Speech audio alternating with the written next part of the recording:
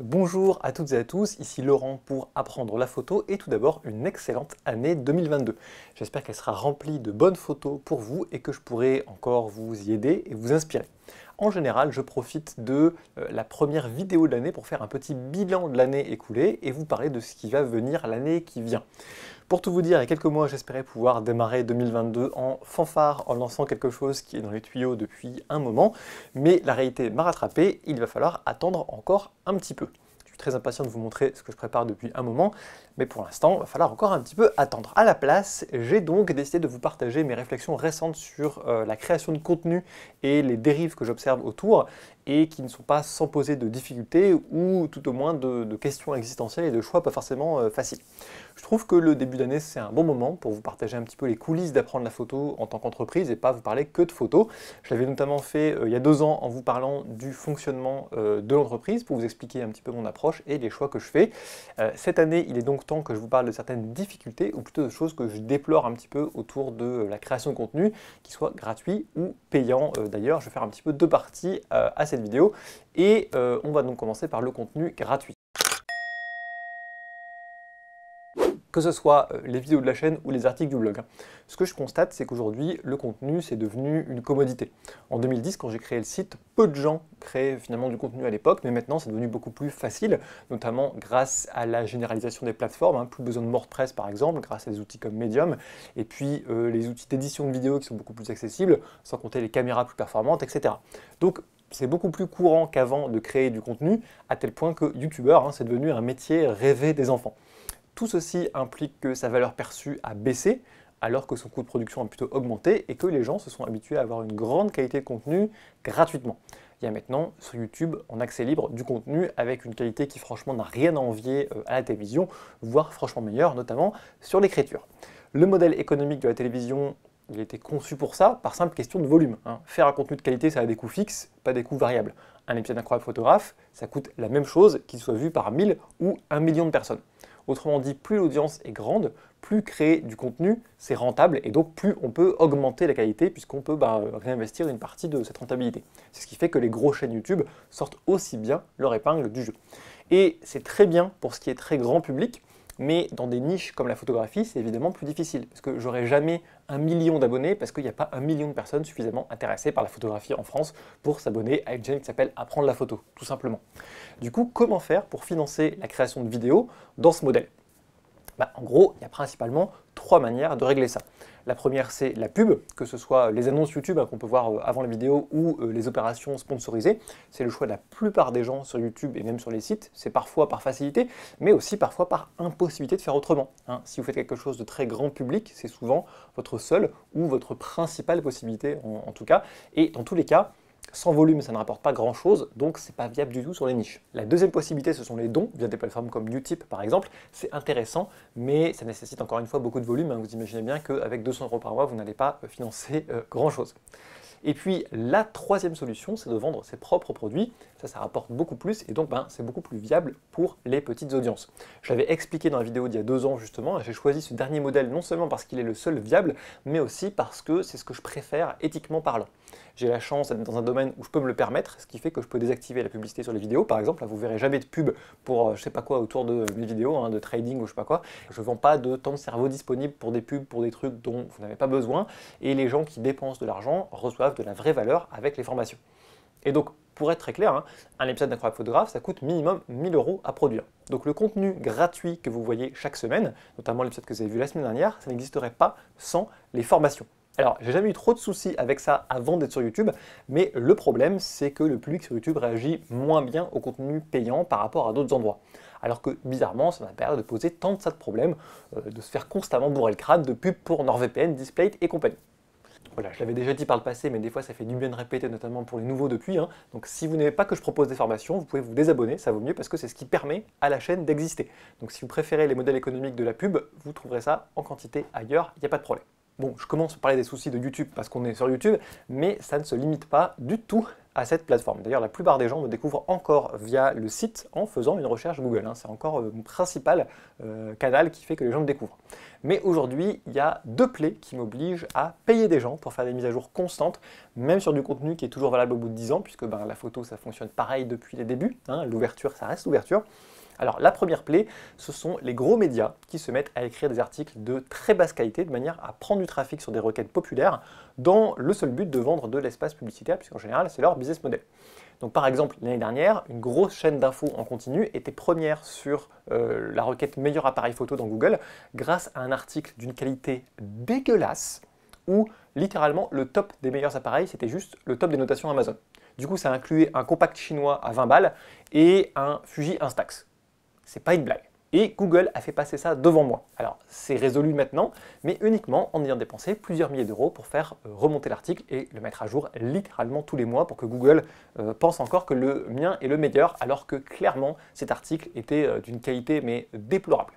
Alors, c'est hyper important pour l'entreprise parce que tout trafic en moins, ce sont des gens qui ne me découvrent pas, qui ne s'inscrivent pas aux formations, et donc du chiffre d'affaires en moins pour financer le contenu gratuit, payer l'équipe, etc. Donc c'est vraiment fondamental pour moi et je peux me permettre de perdre du trafic sur ce genre de requêtes qui sont, évidemment vous imaginez bien qu'il y a beaucoup de gens qui tapent meilleur appareil photo dans Google, je peux me permettre de perdre ça et donc je suis obligé d'investir pour rester premier sur un article sur lequel j'ai été premier pendant des années sans aucun problème. Mais maintenant, voilà, il y a une espèce de concurrence de ces médias qui veulent juste vendre de l'espace publicitaire, même peu importe, de toute façon ils sont payés pour la pub à l'affichage, donc si vous quittez le site au bout de 30 secondes, ils sont quand même payés, donc ils n'ont pas besoin d'investir dans du contenu de qualité.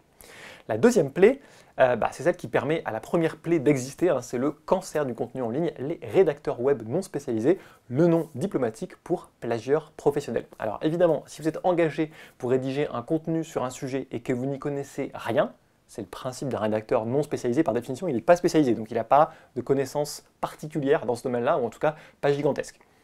Vous allez forcément devoir aller chercher l'info ailleurs. C'est logique, hein. On vous demande de rédiger un article sur un sujet, vous n'avez pas l'expertise pour le sortir plus ou moins de votre tête, donc vous devez aller chercher l'info. Il n'y a aucun moyen de faire autrement, vous n'allez pas vous inventer une expertise tombée du ciel, en particulier si vous n'êtes pas très bien payé, parce que, disons-le, hein, c'est pas spécialement de leur faute. Il y a un moment, quand on est payé au lance-pierre, on ne va pas commencer à se créer une expertise de nulle part, ce qui prend des années juste pour être payé 300 balles. C'est un peu normal. Du coup, qu'est-ce que vous faites quand vous êtes rédacteur non spécialisé? Vous cherchez dans Google, vous prenez les premiers articles que vous trouvez, et puis vous faites plus ou moins un plagiat de ce que vous trouvez. Vous faites une reformulation, hein, si on veut dire, c'est un peu le terme diplomatique pour pas dire qu'on plagie complètement, hein. Donc je pense que même si on veut bien faire, même si on se dit je vais essayer de ne pas plagier ce que je vois, c'est inévitable de plus ou moins résumer ce qu'on trouve, parce que comment on peut faire autrement si on n'a pas de grosses connaissances dans le sujet sur lequel on écrit? Alors, évidemment, je suis d'accord que pour créer du contenu, il faut forcément se baser sur l'existant. Il n'y a pas de contenu qui est créé un petit peu qu'on sort de l'air ambiant, ça n'existe pas, hein. Mais un contenu original, ça repose sur beaucoup de lectures, sur des liens pas forcément évidents que l'auteur peut faire entre des concepts qu'il a vus ici ou là.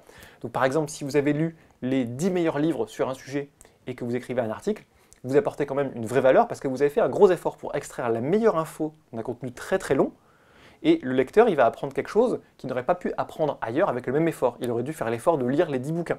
Et encore, peut-être qu'il n'aurait pas forcément fait les liens entre eux. Donc vous allez vraiment apporter une valeur supplémentaire, parce qu'en lisant un simple article, la personne, elle va comprendre des trucs qu'elle n'aurait pas compris autrement en lisant un autre simple article. Par contre, si vous prenez 3-4 articles plus ou moins de la même longueur que ce que vous allez écrire, et que vous en faites plus ou moins un résumé ou un mix, vous n'avez apporté aucune valeur. C'est déjà possible d'apprendre les mêmes choses ailleurs en lisant la même durée. Donc en fait, vous n'avez porté aucune valeur supplémentaire et en plus, vous utilisez le travail des autres pour les concurrencer. Bref, c'est un total cancer. Alors évidemment, je dis ça, mais je ne parle pas des rédacteurs en soi, parce que les rédacteurs, ils font le boulot pour lequel ils sont embauchés, en gros. Donc voilà. Mais les boîtes qui prennent ces rédacteurs pour faire ce type de contenu, ce qu'elles font au fond, c'est ça. Et je ne sais pas à quel point elles en sont conscientes ou pas. Je pense que certaines en sont très très conscientes et je pense que d'autres ne voient pas forcément le problème, ils font juste un truc, voilà, ils font un truc qui est pragmatique en termes de business, ils font du contenu pas trop cher, qui fonctionne à peu près et qui va se référencer. Mais voilà, la responsabilité elle est chez eux, il faut bien être clair là-dessus. Et donc ça, ce que je vais vous écrire, c'est la pratique normale, qui est supposément éthique, c'est-à-dire que personne ne va faire un copier-coller. Mais il y a aussi les personnes qui plagient carrément un seul article, c'est-à-dire qu'ils en prennent un seul et plus ou moins le paraphrasent. Pourquoi s'embêter?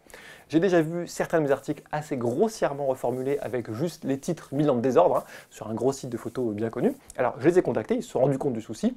Ils ne pouvaient pas forcément deviner ce que leur rédactrice faisait d'ailleurs, mais c'est un problème très difficile à gérer parce que déjà c'est très difficilement attaquable en justice. Si tu as un copier-coller, ce serait facile, c'est de la contrefaçon, point barre. La paraphrase, c'est quand même vachement plus difficile. Le lecteur n'y voit que du feu.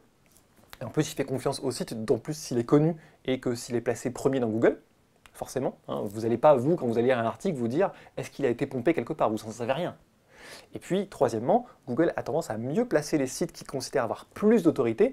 Donc, un site avec beaucoup d'autorité qui se mettrait à plagier tout le monde pourrait monter très vite aux dépens des gens qui ont vraiment créé de la valeur avec leur contenu au départ, en essayant de faire un truc profond et réfléchi. C'est d'ailleurs exactement ce qui se passe. Mais bon, vous l'avez compris, même sans des pratiques qui sont carrément malhonnêtes, puisque par exemple plagier un seul article, c'est à la limite de la contrefaçon, c'est de toute façon inhérent à l'idée même d'avoir des rédacteurs non spécialisés. Ils vont forcément aller plagier quelque part, à moins d'avoir le temps de monter en expertise sur un sujet, mais dans ce cas, ça devient justement des rédacteurs spécialisés. Mais dans la pratique, évidemment, ça n'arrive pas, ils ne sont pas assez payés pour ça, et de toute façon, une expertise, ça va mettre des années à se développer. Moi, j'aurais pas pu développer les idées que je vous expose aujourd'hui en photo il y a 10 ans, c'est logique. Et c'est juste que ce plagiat, il va se voir plus ou moins selon leur talent. Voilà, il y en a, ils vont grossièrement plagier un article, ça va vraiment se voir, et si on les chope, il peut peut-être avoir un petit peu des problèmes, notamment avec ceux qui les embauchent, qui vont leur dire tu me files quand même une mauvaise image. Et puis il y en a qui vont faire avec plus de talent et vont aller plagier 5-10 articles différents pour faire un petit mix, mais qui dans tous les cas n'auront pas apporté une valeur supplémentaire, sauf à la boîte qui les embauche, qui, elle, aura réussi à avoir un contenu qui va bien se référencer, qui va apporter du trafic, sans avoir fait vraiment un effort intellectuel énorme, puisqu'ils auront complètement délégué à quelqu'un qui, en fait, va plus ou moins plagier l'existant. Et donc, au final, on se retrouve avec le même contenu partout, sans possibilité d'originalité, parce que ensuite, les gens plagient ceux qui ont plagié avant, parce que vous imaginez bien que s'il y en a un qui le refait ensuite, il va aller voir le premier article, qui peut-être lui a été un plagiat de l'article qui est en 5, bref, c'est infini, et à la fin, vous avez tous des articles qui se ressemblent, et qui ont des conseils d'ailleurs qui sont souvent pas très très profonds. Parce que écrire du contenu de qualité avec une réflexion derrière qui va plus loin que les évidences, ça coûte cher.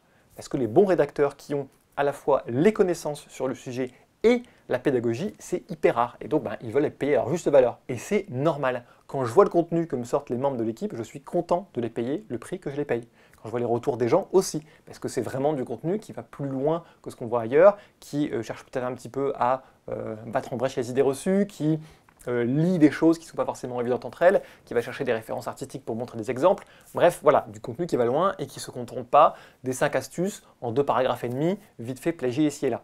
Et donc forcément, ça vaut plus cher.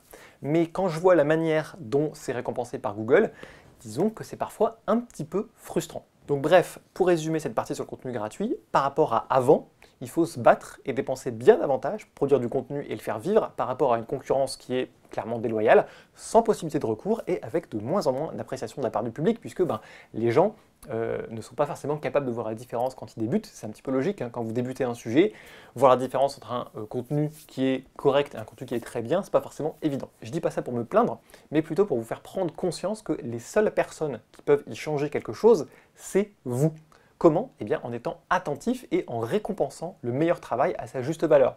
Si vous voyez bien que quelqu'un fait un meilleur taf qu'ailleurs, parce que vous avez un petit peu monté en expertise et que vous voyez bien que ça va plus profondément dans la réflexion, ça sort un petit peu des sentiers battus, eh bien récompensez-le. Alors ça peut être en lui achetant quelque chose, en faisant un don s'il le propose, en partageant son contenu régulièrement, en faisant la promotion active autour de vous, même en laissant un commentaire de remerciement, juste tout compte. Mais ne vous dites jamais que c'est normal que ce soit gratuit. C'est pas gratuit en fait, c'est jamais gratuit, c'est juste financé autrement. Et si vous aimez, essayez d'aider à ce que ce soit financé d'une manière ou d'une autre. Quand vous partagez, vous aidez au financement, parce que peut-être que la personne qui va découvrir grâce à votre partage, elle va soit faire un don Utip à ce youtubeur, soit acheter une formation à machin, soit quand il fera un crowdfunding pour son nouveau projet, ils vont acheter un t-shirt, je sais pas. Mais forcément, ça va aider, mécaniquement. Heureusement, beaucoup de gens le font déjà, je sais qu'il y en a plein parmi vous qui le font déjà, donc je vous remercie vraiment énormément. Et d'ailleurs, je me rappelle encore, pourtant ça a été il y a plus de 10 ans, il y a 10 ans et 1 mois précisément, quand j'ai sorti mon tout premier livre numérique, Quelqu'un m'a écrit en me disant « Je l'ai acheté juste pour te remercier, je ne le lirai pas parce que j'ai pas besoin, mais ça me semble normal vu tout ton contenu qui m'a aidé. » Alors, sans aller jusqu'à acheter un truc dont vous n'avez pas besoin, pensez que tous les créateurs que vous regardez, et je parle vraiment pas que de moi ici, dépensent beaucoup de temps et d'énergie à produire ce que vous regardez et que c'est un vrai travail. Et si personne ne les récompense jamais, au bout d'un moment, ils vont s'arrêter et il n'y aura plus que du mauvais contenu et de la ressucée, de copie, de plagiat. D'ailleurs, je ne dis pas tant ça pour moi, parce que l'entreprise se porte plutôt bien, que pour tous les autres créateurs qui n'osent pas forcément parler de ces sujets et qui peuvent un petit peu être avec leur frustration dans leur coin, voilà, sans forcément oser vous dire « franchement, ça me frustre un peu ». Alors passons maintenant au contenu payant. Ce paysage a beaucoup évolué ces dernières années et je trouve qu'il y a aussi des cancers qui le rongent.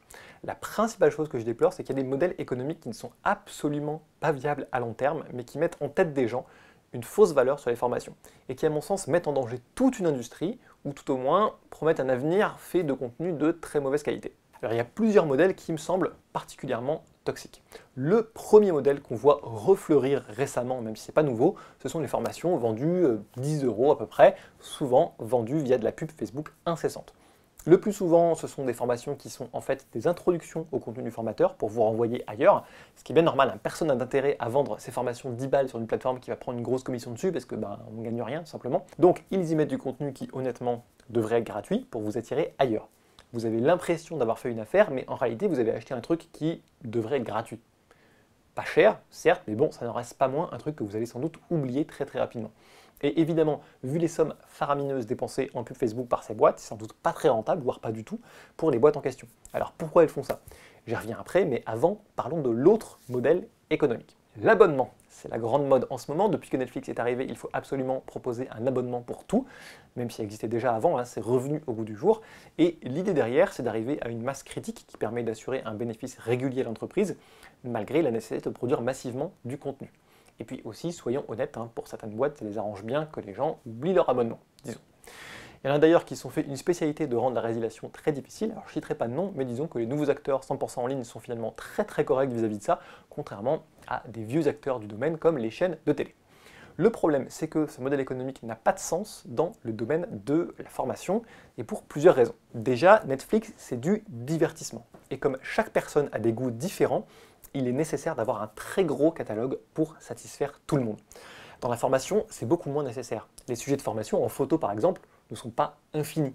Je peux en imaginer une cinquantaine, peut-être une centaine en poussant vraiment beaucoup, mais pas plus. Ça n'a aucun sens de se mettre dans une dynamique de production de contenu à l'infini dans un domaine de formation.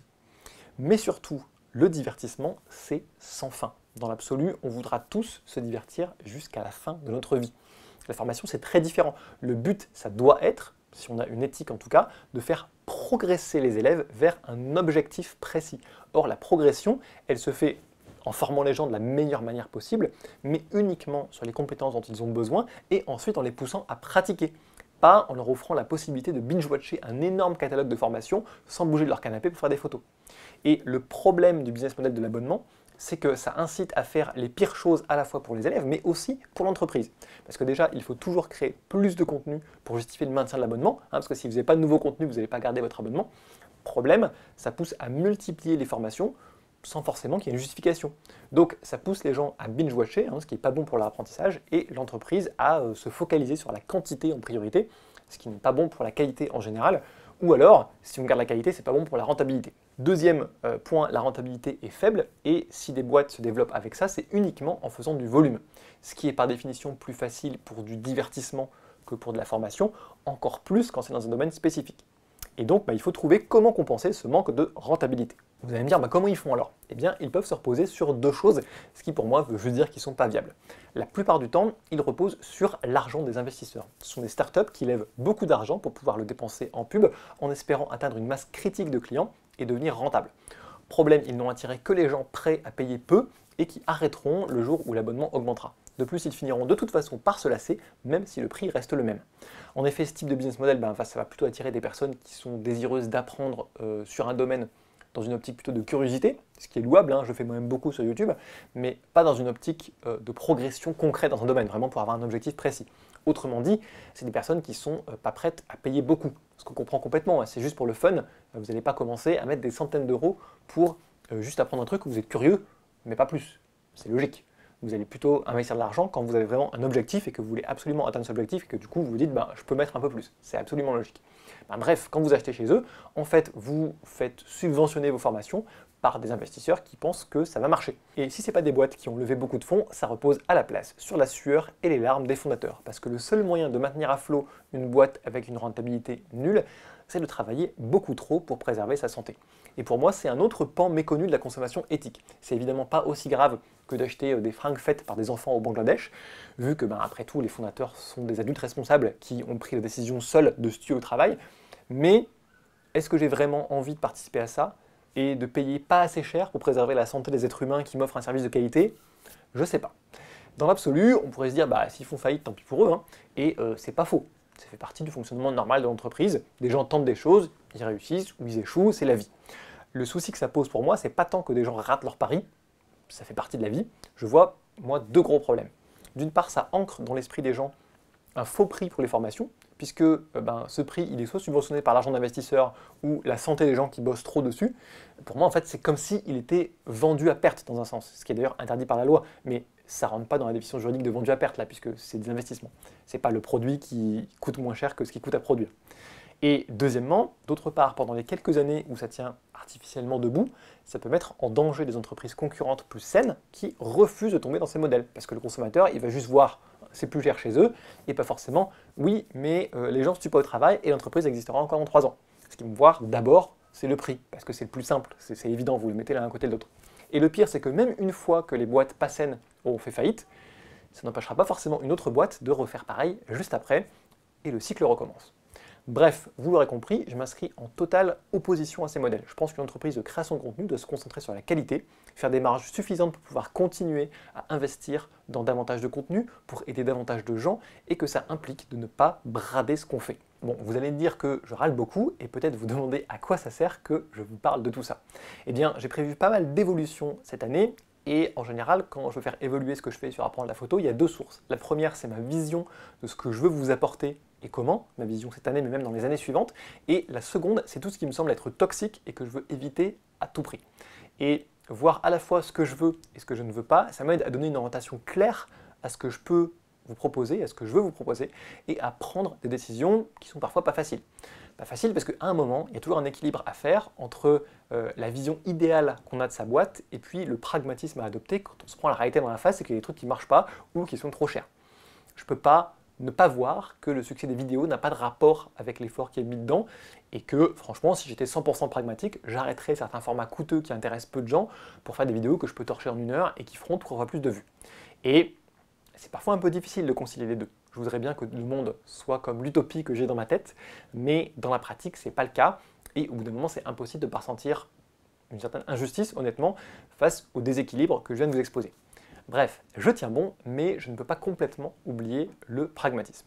Donc, je me disais que c'était intéressant d'utiliser ce moment de bilan de la nouvelle année pour vous dire un petit peu là où je ne veux pas aller. Comme ça, vous comprendrez bien ce que je propose quand ça arrivera. Voilà, c'était un peu long, mais j'espère que ça aura intéressé ceux d'entre vous qui aiment un petit peu connaître les coulisses d'apprendre la photo. Ces réflexions ont une très grosse influence sur ce que je vais vous proposer à l'avenir. C'est beaucoup plus fondamental que de vous faire genre un vlog de comment je bosse au quotidien, parce que en vrai, comment je bosse au quotidien, ça se résume souvent à aller écrire dans un café.